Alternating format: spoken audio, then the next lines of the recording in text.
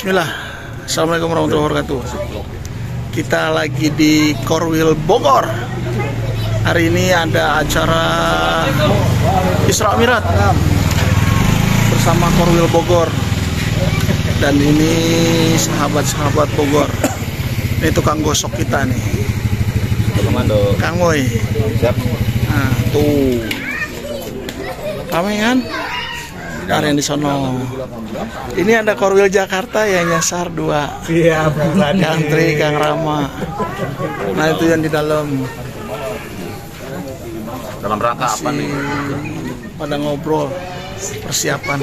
Dalam rangka apa, Kang Moy? Isra Mi'raj. Yang mengadakan bukan Korwil Bogor ya? Kan sebetulnya DKM, tapi di backup. Ya. Backup sama Bogor.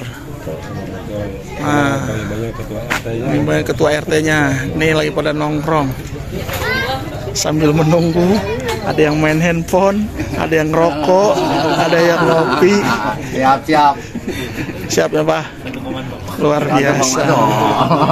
Kita itu pada ngumpul penuh.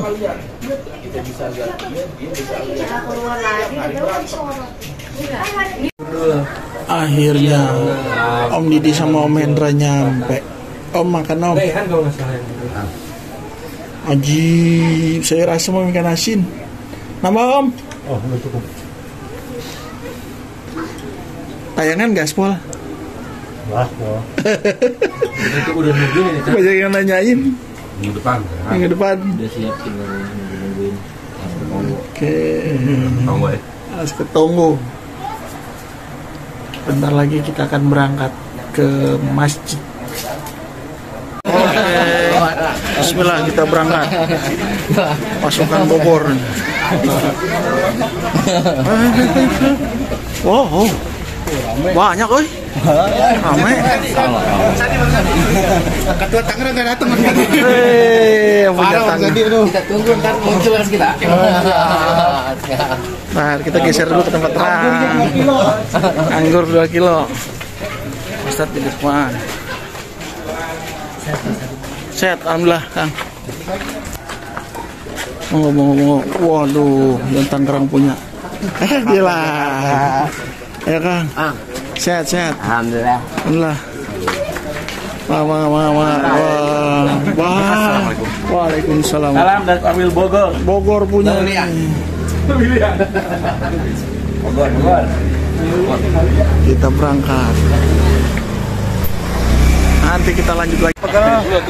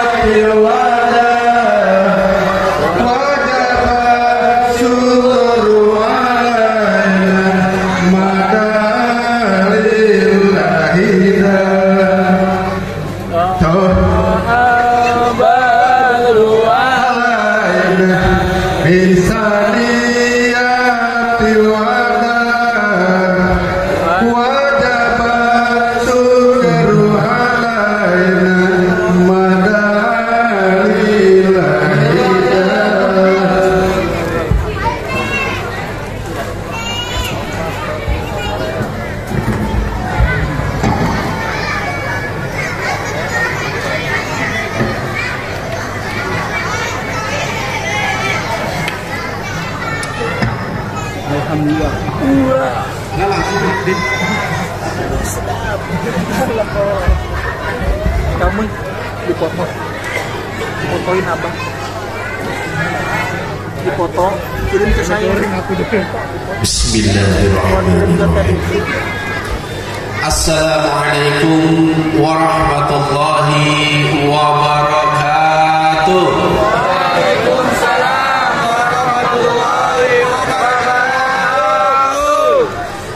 Innal hamdalillah nahmaduhu wa nasta'inuhu wa nastaghfiruh wa na'udzu billahi min shururi anfusina wa min sayyiati a'malina may yahdihillahu fala mudilla lahu wa may yudlil fala hadiya lahu.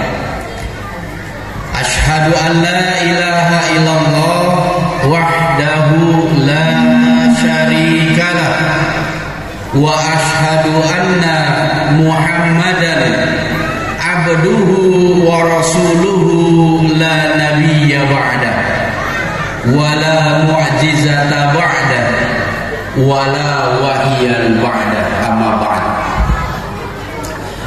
Fa inna asdaqal hadis kitabullah wa khairal hadi hadi Muhammadin sallallahu alaihi wasallam wa syarrul umuri muhdatsatuha wa kullu muhdatsatin bid'ah wa kullu bid'atin dhalalah wa kullu dhalalatin finnar. Qala Allah ta'ala fi kitabihil karim a'udzu billahi minasyaitonir rajim. Bismillahirrahmanirrahim. Ya ayyuhalladzina amanu taqullaha haqqa tuqatih wa la tamutunna illa wa antum muslimun. Ya ayyuhalladzina amanu taqullaha wa qulu qawlan sadida yuslih lakum a'malakum wa yaghfir lakum dhunubakum wa may yuti'illaha wa rasulahu faqad faza fawzan 'azima. Ya ayyuhan nasu taqu rabbakumul ladzi khalaqakum min nafsin wahidah wa khalaqa minha zawjaha wa batha minhuma rijalan katsiran wa nisaa.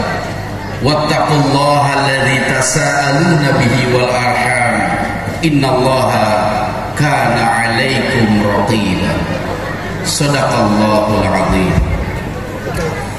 Yang saya hormati dan saya muliakan para asatiz, alim ulama, habaib, para kiai, hujjaj, yang mudah-mudahan Allah senantiasa mencurahkan rahmatnya kepada mereka semua.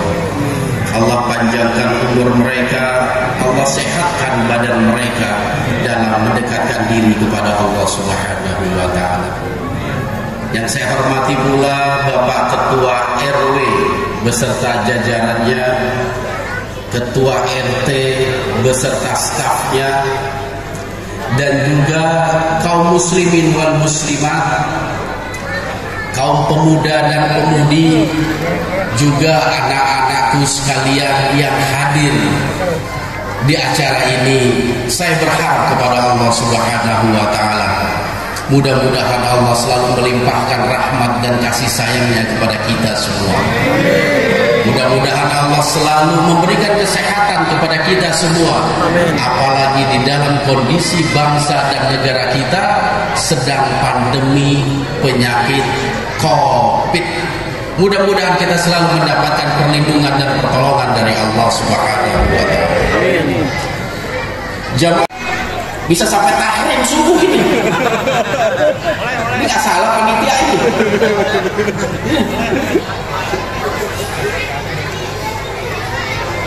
Agak dekat. Oke. Tadi jauh. Ya, ini luar biasa. Tema yang dibawa oleh panitia pada malam hari ini tema yang luar biasa. Apalagi di dalamnya ada kata-kata iman, ilmu, dan amal. Ini luar biasa. Berdiri satu orang. Kolaborasi sama SDG. Jamaah hadirin yang dirahmati Allah Subhanahu wa ta'ala, hampir tiap tahun ketika masuk bulan Rajab, saya secara pribadi selalu teringat tentang mukjizat yang Allah berikan kepada baginda Rasulullah SAW, yaitu Isra Mi'raj. Kalau kita baca sejarah perjalanan hidup, perjalanan dakwah Rasulullah SAW di kota Mekah, Itu sungguh luar biasa. Kadang sampai meneteskan air mata.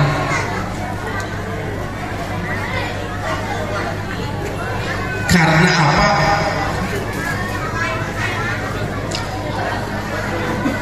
Tugas amanah yang Allah berikan kepada baginda Rasulullah Sallallahu Alaihi Wasallam bukan tugas yang ringan, bukan tugas yang gampang. Pada masa itu Rasulullah Sallallahu Alaihi Wasallam dituntut untuk merubah tingkah laku kaum jahiliyah, di mana mereka semua menyembah kepada selain Allah. Banyak sekali berhala yang mereka sembah. Dalam salah satu riwayat disebutkan kurang lebih 360 berhala. Dan ada berhala-berhala besar yang tersebar di sekitar Baitullah, Ka'bah.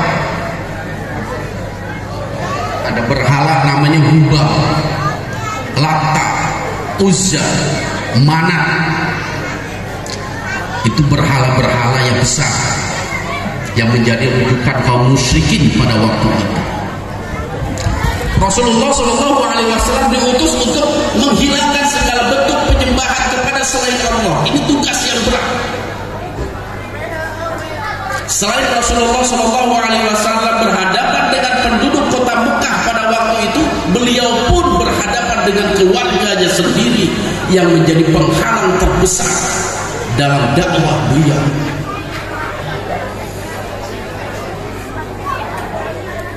Makanya ketika Rasulullah Shallallahu Alaihi Wasallam diperintahkan oleh Allah untuk berdakwah secara terang-terangan ke keluarganya, dikumpulkanlah semua keluarga, pamannya, bibinya, semua dikumpulkan. Lantas Rasulullah Shallallahu Alaihi Wasallam bersabda, "Wahai saudara-saudaraku sekalian, jikalau aku katakan pada saat ini ada musuh yang sedang mengintai kota Mekah dan mereka ingin menghancurkan Baitullah, apakah kalian semua percaya terhadap lisanku?" Apa jawab keluarga Nabi? "Kami percaya ya Muhammad." Karena Rasul terkenal al-amin, tidak pernah berbohong semasa hidupnya. Yang diucapkan Nabi selalu kebenaran. Gak pernah Nabi berbohong sedikit pun.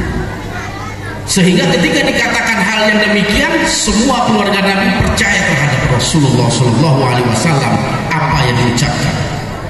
Namun ketika Nabi berkata tentang Allah Subhanahu Wa Taala, apakah kalian percaya aku diutus oleh Allah Subhanahu Wa Taala, Allah Azza wa Jalla, untuk mengajarkan agama tauhid dengan meninggalkan bentuk peribadatan penyembahan kepada selain Allah? Apakah kalian percaya? Serta merta paman Rasulullah Shallallahu Alaihi Wasallam menolak. Sampai-sampai pamannya Nabi yang bernama Abu Lahab berdiri menahan emosi. "Tabat laka ya Muhammad, alihada jama'atana." Celaka engkau wahai Muhammad. Apakah karena urusan seperti ini engkau mengumpulkan kami semua?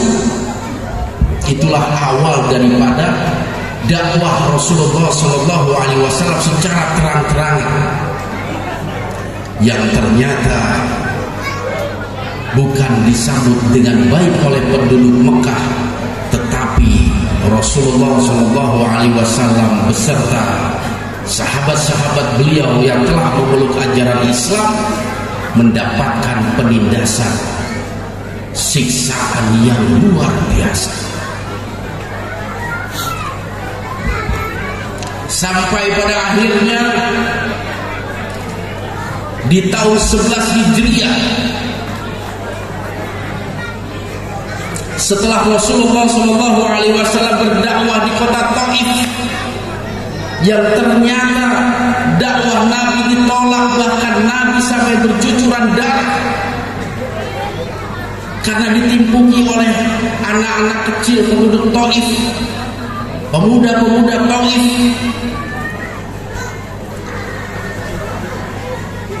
Allah Subhanahu wa taala memanggil Rasulullah sallallahu alaihi wasallam ke Sidratul Muntaha.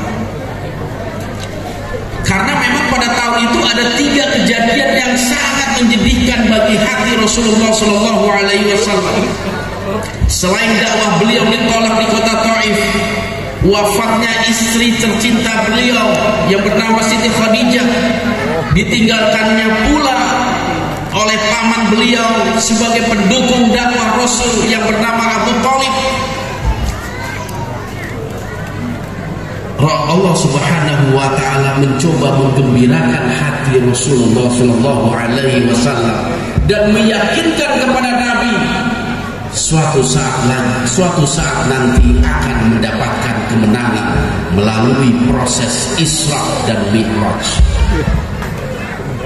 Jadi kurang lebih Isra Mi'raj itu terjadi di tahun 11 atau 12 Hijriah. 1 tahun Nabi sebelum hijrah ke kota Madinah. Dan semuanya Allah tuangkan dengan indah di dalam surah Al-Isra ayat pertama. A'udzubillahi minasyaitonir rajim. Subhanalladzi asra bi'abdihi lailan minal masjidil haram ilal masjidil aqsa alladzi barakna hawlahu linuriyahu min ayatina. Jadi kejadian Isra Mi'raj bukan kehendak atau keinginan baginda Rasulullah sallallahu alaihi wasallam, tetapi Allah yang memanggil beliau. Allah yang mengangkat beliau. Allah yang menjalankan beliau dari Masjidil Haram sampai Masjidil Aqsa, kemudian dilanjutkan kepada Sidratul Muntaha. Di masa itu seseorang yang ingin berpergian ke Masjidil Aqsa dari kota Mekah ke Yerusalem kurang lebih perjalanan 2 bulan. Makanya kejadian ini selain sebagai motivasi Allah yang Allah berikan kepada baginda Rasulullah sallallahu alaihi wasallam, sekaligus ujian keimanan bagi sahabat Rasulullah sallallahu alaihi wasallam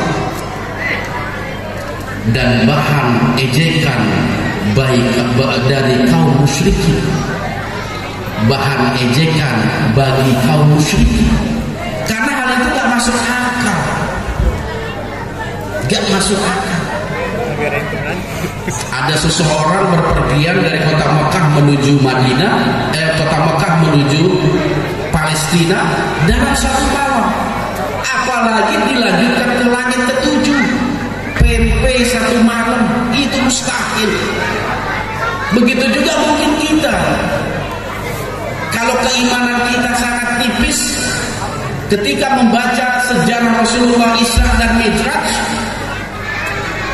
Banyak kaum intelektual yang mempertanyakan pakai teknologi apa Rasul bisa pergi secepat itu. Dia belum tahu Allah punya teknologi lebih canggih.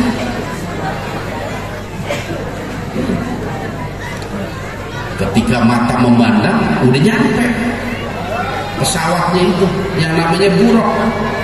Ya, canggih pesawat yang bikinan Allah itu, Buraq.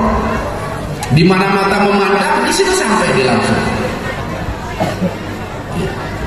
Jadi Nabi mengendarai Buraq di dalam riwayat Imam Muslim dan Imam Bukhari. Buraq itu sejenis binatang bersayap yang besarnya, tingginya itu lebih pendek dari kuda dan lebih tinggi dari keledai. Adanya di surga. Iya, nggak ada yang dijual.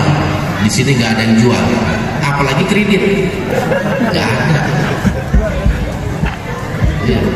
Udah mau mesen aja satu, enak bener. Pakai DP. Jadi seperti itu kendaraan yang Rasulullah SAW tunggangi. Dan kejadian itu menjadi ujian terbesar bagi sahabat Rasulullah SAW. Dan sahabat Nabi yang pertama kali membenarkan cerita Isra Mi'raj perjalanan Nabi tersebut adalah Abu Bakar As-Siddiq. Makanya Abu Bakar itu ada tambahan nama As-Siddiq. Asal muasal penamaan itu adalah Abu Bakar telah membenarkan apa yang dialami oleh baginda Rasulullah Sallallahu Alaihi Wasallam. Ujian keimanan ini. Dan ujian keimanan ini yang sangat diperlukan untuk masyarakat kita, khususnya di masa-masa saat ini. Iman itu sangat penting. Makanya Allah Subhanahu wa taala mengutus Rasulullah Shallallahu alaihi wasallam di kota Mekah dalam rangka keimanan. Memupuk keimanan, memperkuat akidah dan mengenalkan tauhid kepada penduduk kaum musyrik pada waktu itu. Jamaah hadirin yang dirahmati Allah Subhanahu wa taala, jangan sepelekan yang namanya keimanan. Iman merupakan mutiara yang sangat berharga dalam kehidupan kita. Kita tidak bisa membayangkan hidup kita tanpa iman kepada Allah Subhanahu wa taala. Bakal hancur hidup kita. Iman merupakan sesuatu yang sangat berharga. Oleh sebab itu jaga iman itu. Jangan dikotori dengan hal-hal yang bisa membuat iman itu menjadi rendah, menjadi kurang, menjadi ringan.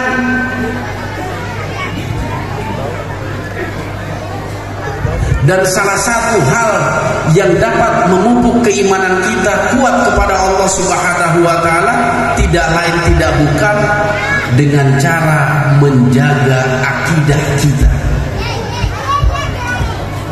Ya.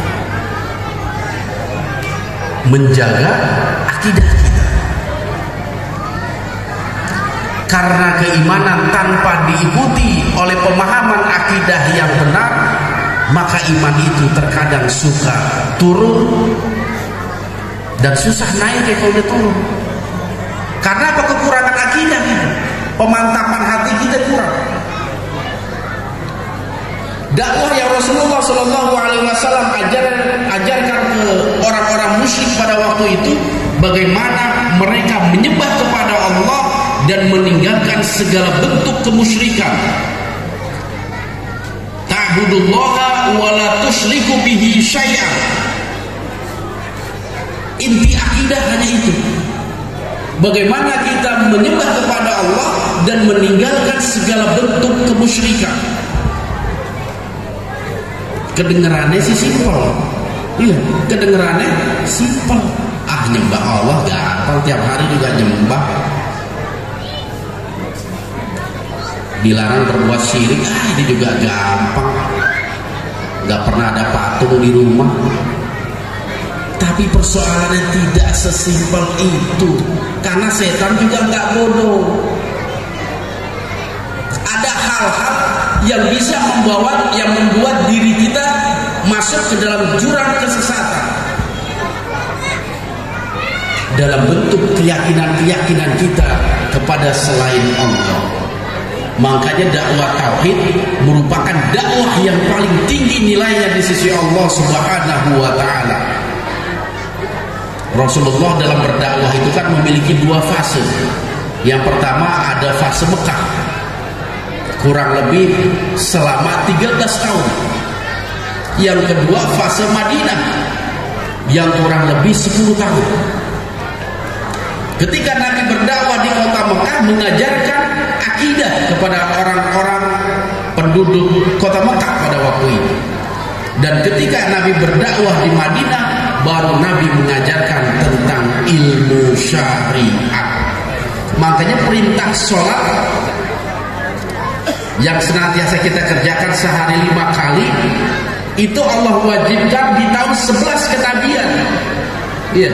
Setelah 11 tahun Rasulullah diutus, diangkat menjadi Rasul, baru ada perintah sholat sehari semalam 5 waktu. Kemudian ibadah bulan suci Ramadan, berpuasa, itu pun sama. Allah Subhanahu wa ta'ala memerintahkan orang-orang yang beriman untuk berpuasa di bulan suci Ramadan pada tahun 2 Hijriyah. Pada tahun 2 Hijriyah. Jadi 2 tahun setelah Nabi berhijrah ke kota Madinah. Tetapi inti dari dakwah Rasulullah SAW adalah dakwah tauhid. Makanya para ulama sepakat tidak ada pengajaran yang lebih tinggi nilainya kecuali mengajarkan ilmu tauhid. Karena kalau kita mau sholat benar, tauhid kita perbaiki. Puasa kita mau benar, tauhid kita perbaiki. Zakat, haji, tauhid dulu. Dengan keimanan yang baik akan melahirkan sholat yang khusyuk, ibadah puasa yang diterima oleh Allah, zakat yang dikeluarkan dengan ikhlas, dan haji yang dilakukan dengan penuh ketawaduan. Pondasinya iman. Lantas apa sih yang dimaksud dengan iman itu sendiri? Nah, ini pelajaran sekolah ini. Biasanya di madrasah-madrasah diajarin ma huwal iman, apa yang dimaksud dengan iman. Ya dulu saya ingat itu umur 8 tahun di madrasah diajarin tentang iman. Ma huwal iman, apa yang dimaksud dengan iman? Al imanu qaulu bil lisan wa tasdiqu bi qalbi wal amali bil jawari wal arkan. Kurang lebihnya dulu jawabannya seperti itu. Jadi iman memiliki 3 unsur. Yang pertama diucapkan, yang kedua dibenarkan oleh hati, dan yang terakhir diamalkan dengan perbuatan. Jadi iman itu harus ada dalam ketiga unsur. Satu hilang itu menyebabkan iman kita hilang. Makanya harus diwaspadai. Iya, iman itu kan terdiri dari 3 unsur. Kalau salah satu unsur keimanan hilang, kita bisa disebut orang yang tidak beriman. Makanya iman itu harus lengkap, sempurna, 3-3-nya. Kita beriman kepada Allah harus diucapkan. Yang kedua, hati harus membenarkan. Dan yang terakhir harus kita amalkan. Sekarang ada orang secara lisan dia ngomong saya ini beriman. Secara amalia perbuatan kita lihat dia sholat ke masjid, dia puasa, dia bayar zakat. Tapi ketika hatinya benci terhadap Islam, gak senang umat Islam maju, gak senang umat Islam semakin kuat dengan ajarannya, maka orang tersebut masuk ke dalam golongan orang-orang munafik. Kita tahu sendiri yang namanya munafik, secara lisan dia beriman, bahkan dia sholat bersama Rasul, sholat bersama para sahabat, tetapi hatinya penuh dengan kebencian terhadap Islam. Hati-hati. Berarti apa? Ada satu poin keimanan yang tidak ada pada dirinya, yaitu apa? Membenarkan di dalam hati. Sehingga orang tersebut masuk ke dalam golongan orang-orang munafik.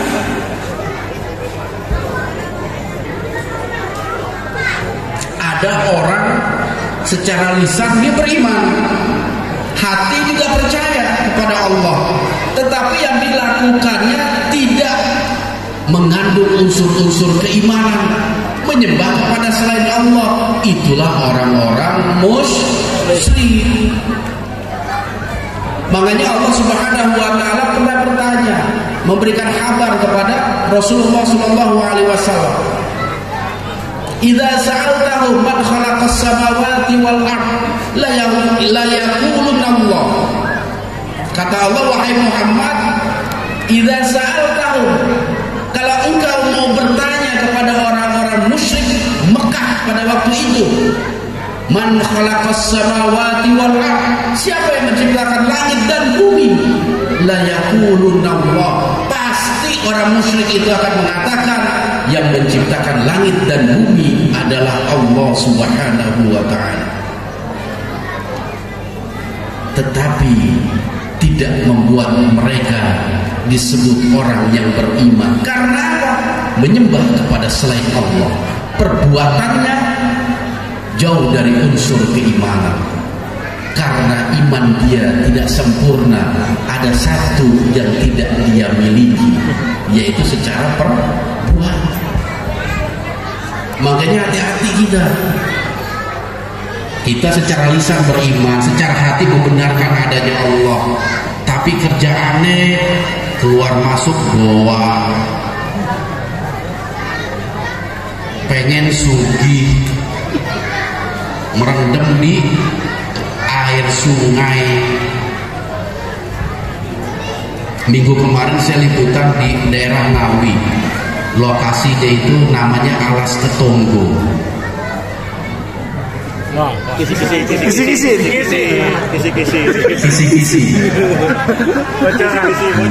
Bocoran.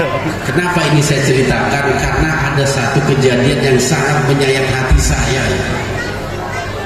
Jadi ketika saya beserta tim kru SDG ke Alas Ketonggo, di situ ada sungai, pertemuan dua sungai. Jadi apa ya? Dari sini ada sungai, dari sini ada sungai. Ketemu dua sungai itu. Tempat kumkum, kalau orang Jawa bilang, ngerendam. Siapa saja yang berendam di tempat itu, segala hajat akan dikabulkan. Bisa bayangin itu, segala hajat bisa dikabulkan. Yang mau kaya, kebanyakan di situ memang minta kekayaan, sugih, pengen punya harta benda, jadi merendam.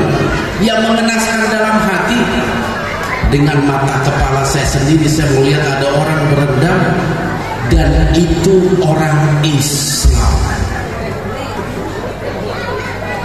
Iya. Kalau kita pikir dia minta sama siapa itu?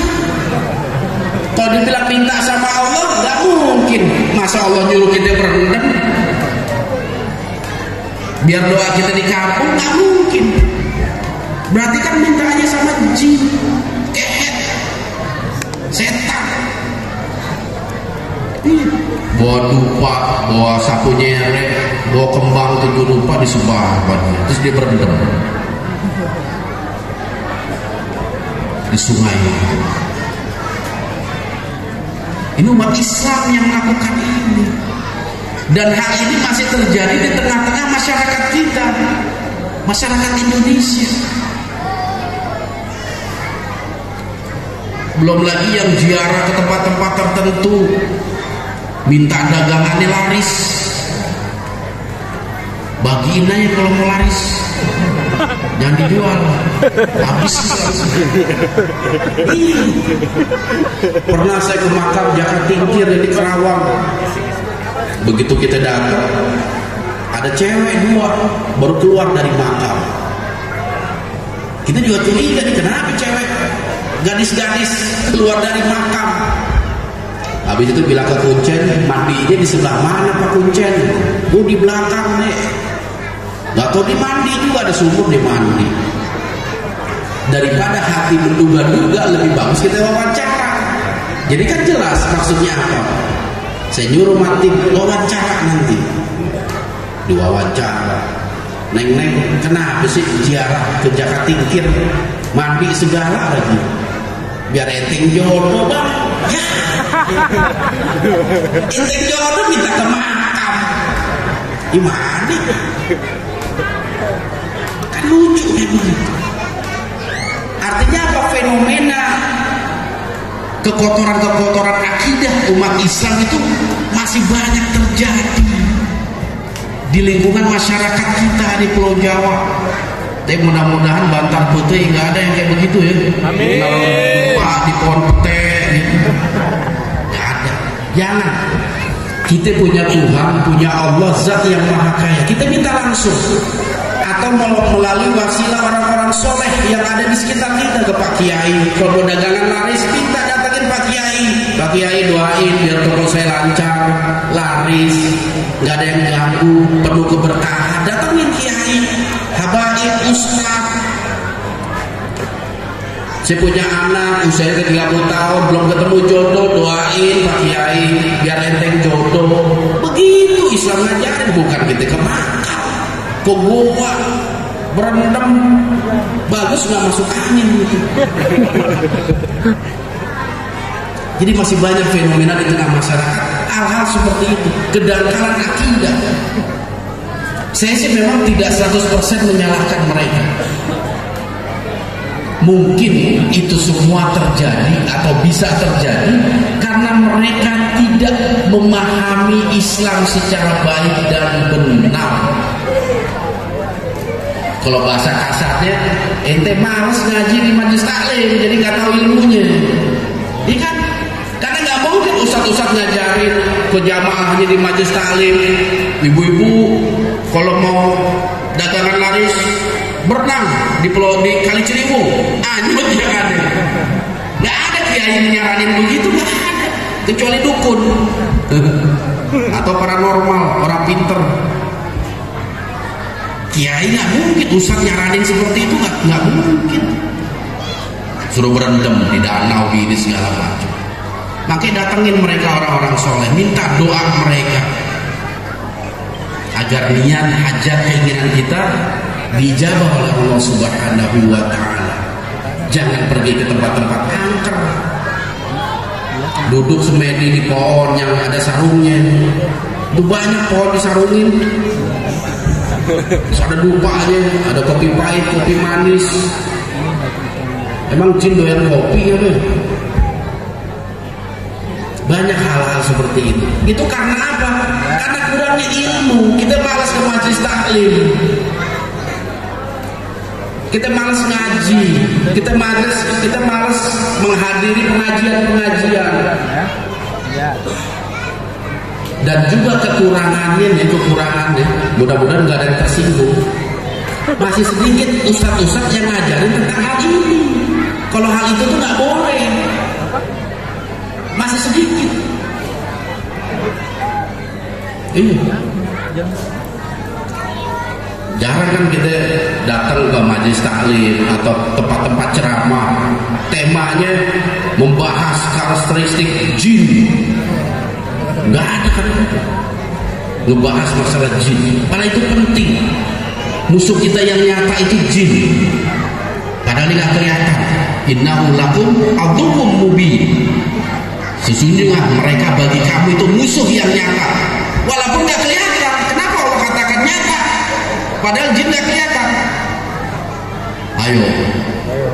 Bingung kan? Ayo. Innahu lakum aduwwum mubin. Sesungguhnya mereka bagimu adalah musuh yang nyata.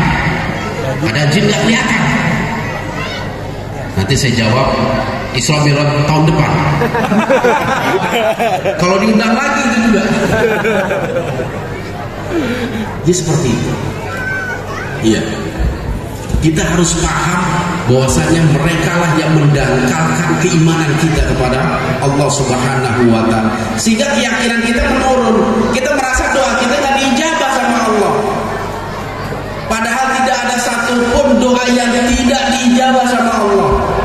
Allah berfirman, "Idza sa'alaka 'ibadi 'anni fa inni qarib, ujibu da'watad da'i idza da'an, falyastajibu li wal yu'minu bi la'allakum turhamun." Wahai Muhammad, kata Allah, "Idza sa'alaka 'ibadi," ketika ada hambaku bertanya kepadamu wahai Rasul, "anni," tentang aku, kata Allah, tentang aku.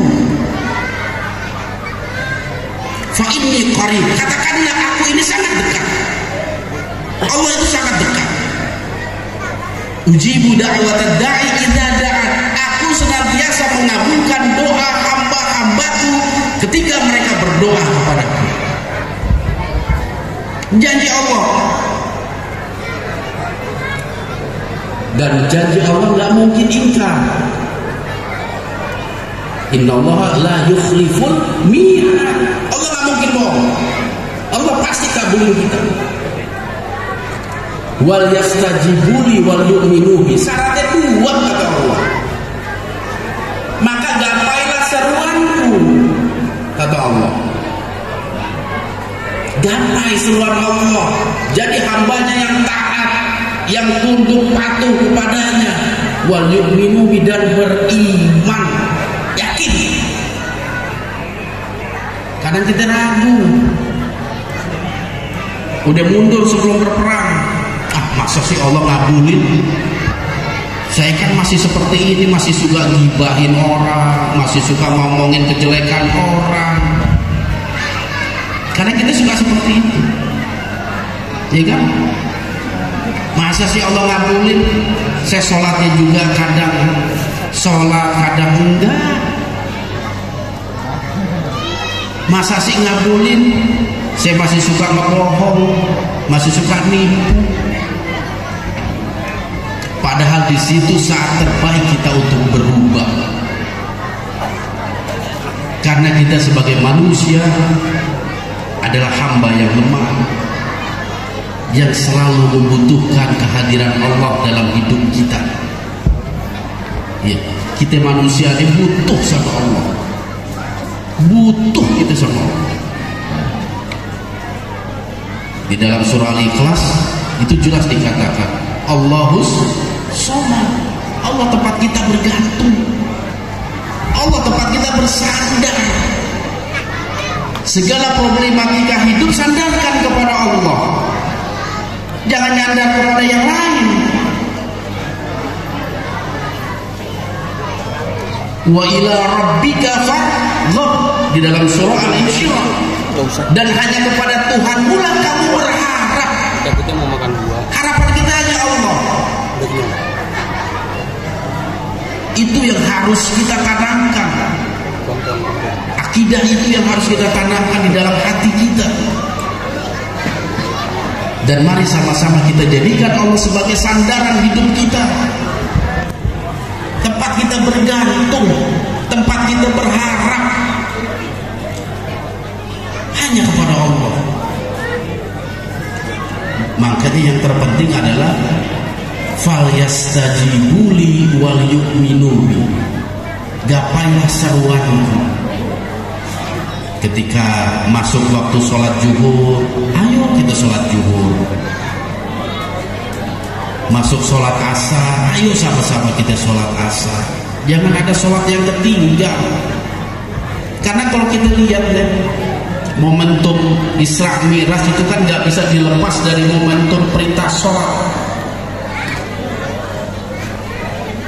Itu Rasul, ya, Rasul kita. Kalau syariat yang lain cukup malaikat Jibril yang beritahu. Perintah puasa Ramadan melalui malaikat Jibril disampaikan kepada Rasulullah. Perintah zakat malaikat Jibril. Perintah haji malaikat Jibril. Tetapi perintah sholat Allah langsung yang memerintahkan kepada baginda Rasulullah SAW. Hikmahnya apa? Ini menunjukkan bahwasanya ibadah sholat adalah ibadah yang mulia. Bahkan disebutkan as-sholatu imaduddin. Sholat itu tiang agama.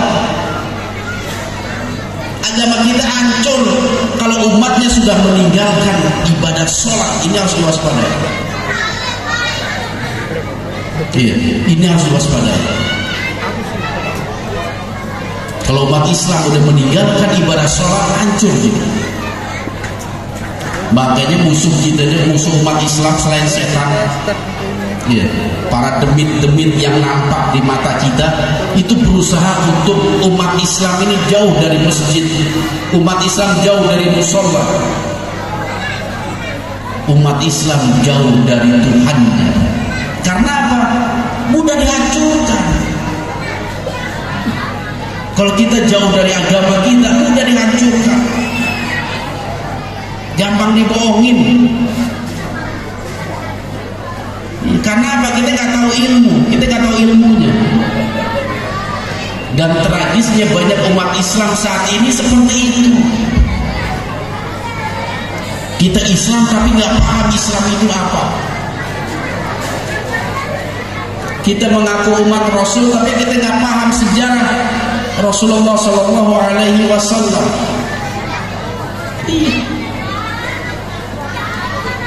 Disitulah kita perlu yang namanya ustaz, kiai, ulama. Perlu kita belajar kepada mereka agar kita paham tentang agama ini. Karena apa?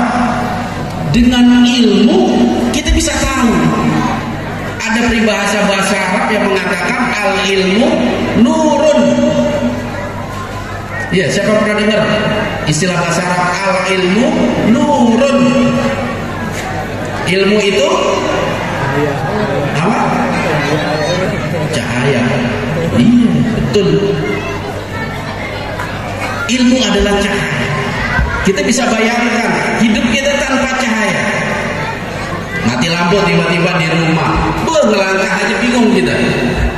Padahal rumah yang tiap hari mondar-mandir, tetap aja kita meraba-raba, gelap. Begitu juga umat Islam yang nggak memiliki ilmu, akhirnya beragamanya meraba-raba. Kali aja boleh, kali aja bener, begitu. Padahal apa yang dilakukannya menuju jurang kesesatan. Banyak seperti itu. Karena apa? Dia nggak tahu ilmu. Makanya setelah fase iman kita ada yang namanya fase ilmu. Kita harus paham. Umat Islam harus pintar terhadap agamanya. Bagaimana kita bisa mendirikan sholat yang khusyuk kalau kita nggak tahu ilmu khusyuk itu apa? Gimana kita bisa menjadi seorang dermawan yang ikhlas kalau kita nggak tahu ikhlas itu apa? Gimana puasa kita nanti di bulan Ramadan diterima oleh Allah kalau kita nggak tahu puasa itu apa? Hal-hal yang membatalkan puasa, hal-hal yang membatalkan pahala puasa, kita nggak tahu sama sekali. Kacau jadinya kita beragama. Makanya nanti insya Allah sebulan lagi kita memasuki bulan suci Ramadan. Ada dua hal yang sangat penting nanti. Hal-hal yang membatalkan ibadah puasa dan hal-hal yang membatalkan pahala puasa. Karena kata Nabi, banyak dari hamba-hamba umat-umatku yang mereka berpuasa hanya mendapatkan lapar dan haus, pahala nggak dapat. Rugi gitu ya. Yeah. Mandangin es cendol dari siang nggak dapat pahala. Es cendol dipandangin dan gitu.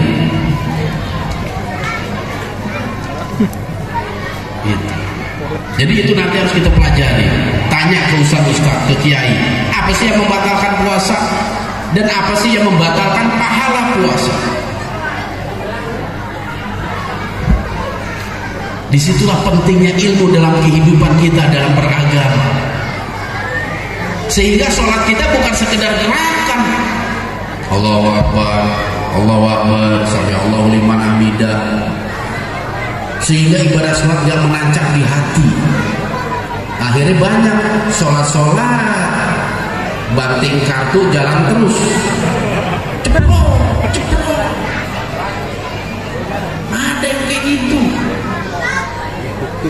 Sholat negak bir juga gak pernah lewat. Karena apa? Gak ada imbas. Sholatnya hanya gerakan. Dia gak mencoba untuk menjadikan sholat sebagai ibadah yang diterima di sisi Allah.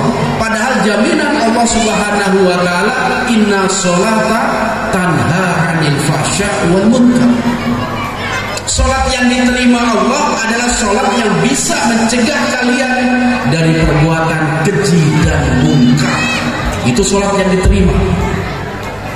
Jadi dari mana kita bisa tahu kalau kita nggak belajar?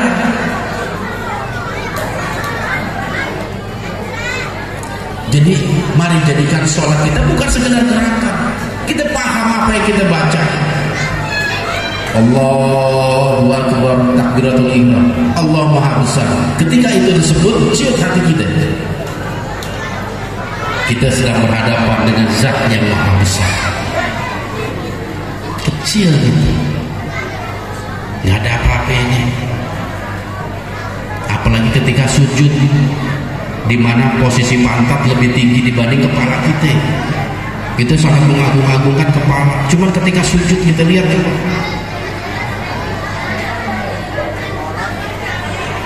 Sami Allahu liman hamidah. Allah mendengar bagi siapa yang memujinya. Rabbana lakal hamd. Wahai Tuhan kami, Engkaulah pemilik segala puji-pujian. Subhana rabbiyal azim, maha suci Tuhan kami, Zat yang maha mulia. Kita paham arti apa yang kita baca dalam sholat. Itu penting, karena salah satu syarat lahirnya kehusyuan dalam ibadah sholat kita paham apa yang kita baca. Paham kita, baru kita bisa khusyuk. Makanya belajar jangan sampai stop. Oh itu biasanya rajin ke majlis ta'lim. Iya deh, sejak pengantin baru hawanya mau keluar kamar malas bener. Jangan.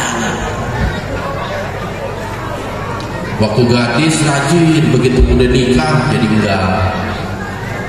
Waktu masih remaja rajin ke masjid, begitu nikah enggak. Jangan seperti itu. Karena yang namanya menuntut ilmu itu minal mahdi ila lahdi.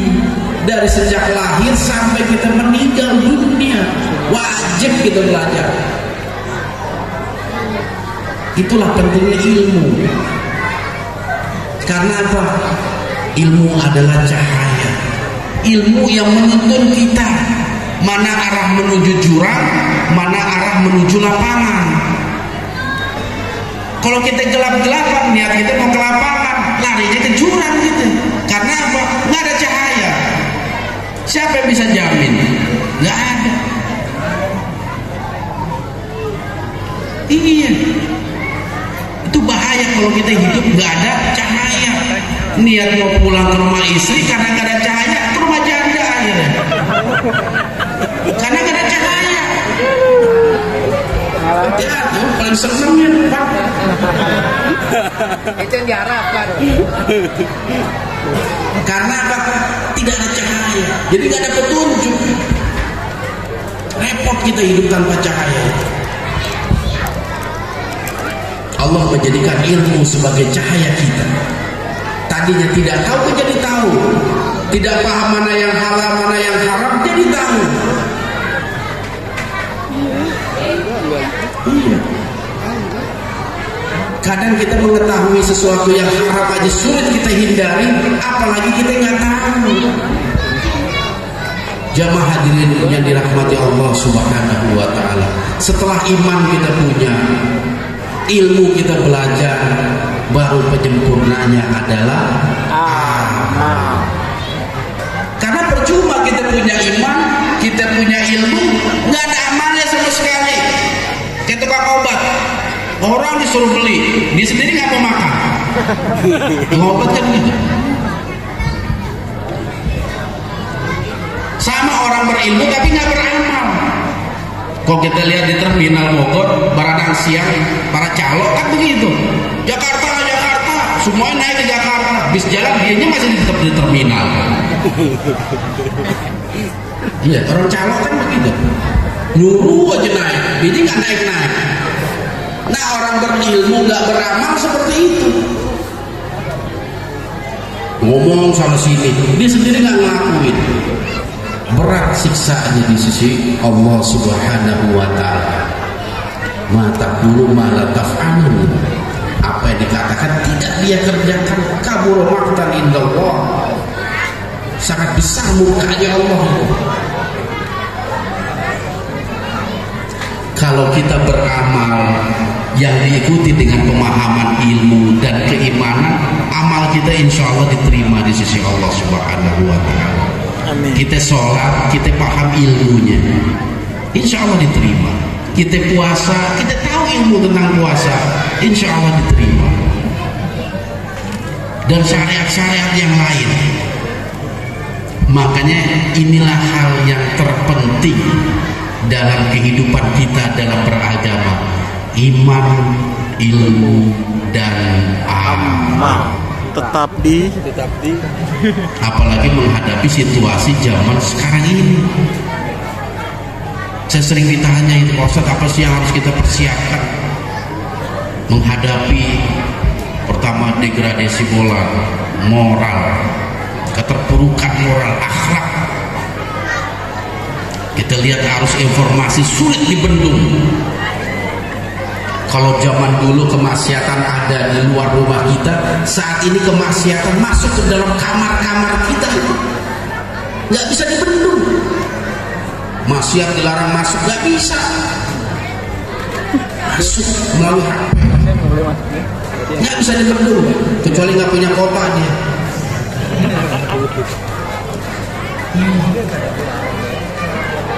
Tanpa persiapan iman, tanpa kekuatan iman, sulit kita cegah itu semua. Didik anak itu nggak semudah didik orang anak zaman dulu. Kalau yang saat ini bapak-bapak usia 40 tahunan itu pasti ngalamin. Semasa kita kecil kita takut kalau orang tua udah marah. Takut. Saya juga dulu begitu. Kalau bapak saya udah merokok, wah gemeter gitu. Berlindung di belakang ibu. Coba sekarang, wah udah banyak kejadian seperti itu. Nah jangan lakuin kayak begitu, nah nggak baik. Bapak PA, bapak dikatain PA. Iya, Masya Allah. Maka pendidikan anak, keluarga, akhlak itu penting. Apa yang pertama kali kita ajarkan kepada anak-anak kita, generasi penerus kita? Akidah, kekuatan akidah nomor 1. Kita ikuti sistem dakwahnya Rasul. Iman. Kita ajarkan sebagaimana Luqman ketika mengajarkan anak-anaknya. Wa idh qala Luqmanu li ibnihi wa huwa ya'idhuhu ya bunayya la tusyrik billah inna syirka la zulmun 'adzim. Itu pemantapan yang Luqman ajarkan kepada anaknya. Wa idh qala Luqman, dan ingatlah ketika Luqman berkata li ibnihi kepada anaknya, ya bunayya, wahai anakku. Jadi pendidikan pertama yang kalau kita ingin mendidik anak menjadi anak yang soleh, panggil dengan sebutan yang dia sukai, yang dia cintai. Panggil dengan perkataan yang penuh kasih sayang, perkataan yang lembut, sebagaimana yang dicontohkan Luqman, ya bunayya, wahai anakku sayang, la tusyrik billah, jangan sekali-kali engkau menyekutukan Allah.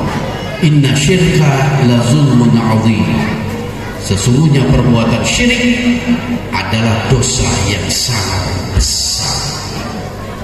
Luqman mengajarkan ilmu tauhid, akidah kepada anaknya, dan inilah awal fondasi kita mendidik anak mengenalkan Allah dalam kehidupannya. Selalu kita berbicara tentang Allah dengan anak kita. Nah, jangan seperti itu. Allah Maha melihat. Walaupun bapak nggak melihat, tahu, ingatlah Allah pasti lihat. Kalau engkau berbuat baik, engkau akan mendapatkan surga. Engkau berbuat jahat, engkau akan mendapatkan neraka. Tanamkan sedini mungkin tentang nikmatnya surga dan pedihnya neraka. Dan kita tanamkan kalau Allah itu selalu mengawasi kita. Jadi di mana kita tidak ada, anak nggak mencoba memanfaatkan situasi. Mumpung bapak lagi ke kantor, mumpung mak lagi ke pasar. Tapi kalau kita ajarkan pemahaman tauhid tentang Allah, bahwa Allah selalu ada, selalu mengawasi, selalu melihat. Walaupun kita tidak ada di rumah, kita ada tenang. Dan anak itu merasa takut. Bapak nggak ada, emak ke pasar. Oh iya kan ada Allah. Nggak jadi dia mau ngambil duit, ya kan? Karena anak-anak zaman sekarang begitu. Ditanya kemarin ngambil duitnya, gak ngaku, lama-lama ngaku. Buat apa? Buat beli kota, main Mobile Legends.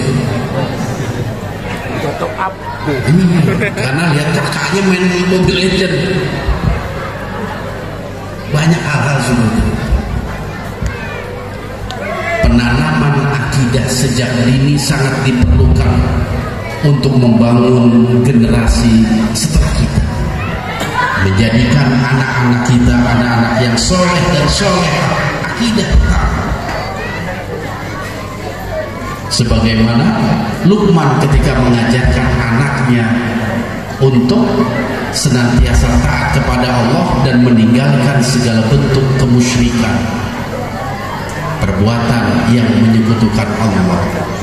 Penting yang kita harus siapkan dalam menyambut datangnya bulan suci Ramadan, persiapan iman. Bukan rendah, ya, Ibu, bukan rendah, persiapan iman. Karena apa? Man shoma Ramadanan imanan wa ihtisaban ghufira lahu ma taqaddama min dzambi. Barang siapa yang berpuasa Ramadan karena iman dan mengharapkan ridho Allah, mengharapkan hisab yang baik di sisi Allah, Allah akan ampuni segala dosa-dosa kita.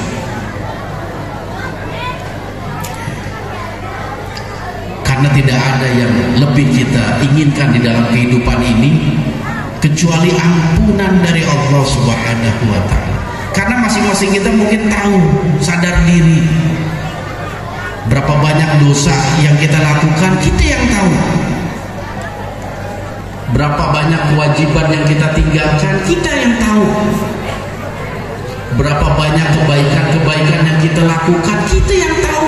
Dan kalau saat ini Allah panggil, roman-romannya mah tipis masuk surga. Iya, roman-romannya tipis masuk surga. Kita tahu semua apa yang kita lakukan. Makanya kita butuh yang namanya maghfirah. Kita butuh yang namanya ampunan dari Allah Subhanahu wa ta'ala. Karena hanya dengan ampunan dari Allah kita akan menikmati kenikmatan surganya Allah Subhanahu wa ta'ala. Dan semua ibadah-ibadah yang telah Allah wajibkan kepada kita mengandung unsur ampunan semua. Sholat unsurnya ampunan. Bahkan selesai sholat kita disunahkan istighfar 3 kali. Betul nggak? Pada kita habis sholat, habis salam, assalamualaikum warahmatullahi wabarakatuh, assalamualaikum warahmatullahi wabarakatuh, astagfirullah. Disuruh istighfar. Kalau kita habis mabuk suruh istighfar wajar. Tapi habis mabuk, habis ngelakuin salah, istighfar wajar. Mau kita habis sholat disuruh istighfar.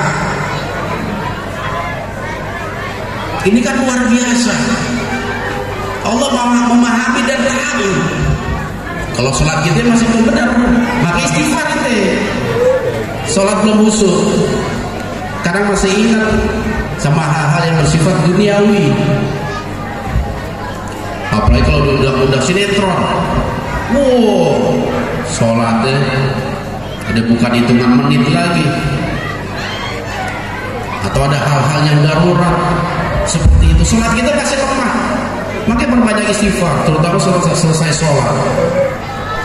Puasa juga sama. Hadis yang tadi, kalau puasa kita diterima oleh Allah Subhanahu wa ta'ala, Allah akan ampuni dosa kita. Zakat sama. Dosa harta itu, harta-harta kita yang kotor, Allah bersihkan melalui zakat. Dan terakhir adalah haji. Haji juga pembersihan diri. secara ruhani dan juga secara jasmani. Jadi semua rangkaian ibadah kita hanya untuk mencari ampunan dari Allah Subhanahu wa Ta'ala. Yang habis ibadah aja masih butuh ampunan Allah, apalagi yang masih belum ibadah. Ya, jadi ini yang harus kita perhatikan, dan mudah-mudahan bisa memotivasi diri kita untuk selalu taat tunduk patuh kepada Allah Subhanahu wa Ta'ala. Amin. Dan kita selalu menjaga ketiga hal tadi: iman, ilmu, dan amal, dan tetap di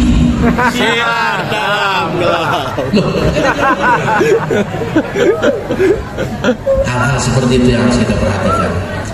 Jamaah kaum muslimin yang dirahmati Allah Subhanahu wa Ta'ala, mungkin itu saja tausiah singkat dari saya, mudah-mudahan dapat membawa manfaat, wabil khusus kepada diri saya pribadi, untuk selalu meningkatkan keimanan kepada Allah Subhanahu wa Ta'ala.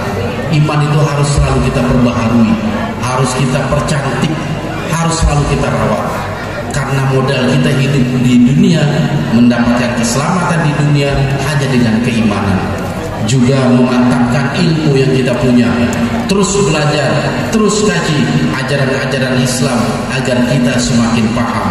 Dan terakhir, sama-sama kita memotivasi diri kita untuk selalu beramal soleh, mempercantik ibadah kita di hadapan Allah. Ya. Jangan kita menganggap remeh ibadah-ibadah yang kita tegakkan. Karena apa? Karena kita sebagai hambanya tentu perlu kepada Allah. Kita butuh kepada Allah dalam membimbing kita dalam kehidupan yang fana ini. Mudah-mudahan ini semua dapat membawa manfaat. Mohon maaf atas segala kekurangannya. Wal-afu minkum. Wassalamualaikum warahmatullahi wabarakatuh. Waalaikumsalam warahmatullahi wabarakatuh. Yang sudah Ya, naikkan. Boleh. Siap. Ini korwil pada nungguin apaan? Pada nunggu apaan? Pak Ketua nunggu apaan?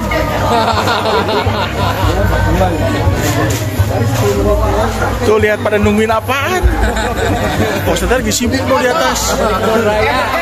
Berkat dan sampai menghilang. Tunggu berkat. Alhamdulillah semua berjalan lancar. Jalan-jalan. Masih pada foto-foto. Jaga terus iman, ilmu, dan amal kita. Tetapi